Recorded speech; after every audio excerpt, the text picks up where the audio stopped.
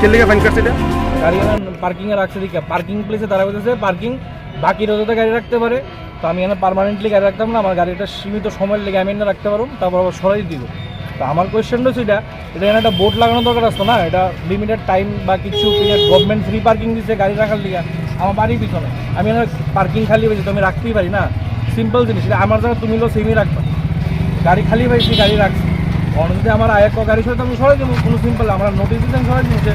আমার তো একলা গাড়ি না, আরও 10 টাকা লাগে সরাই দিব, এটা মধ্যে এই গাড়িটা রেক্টিফাই করছে।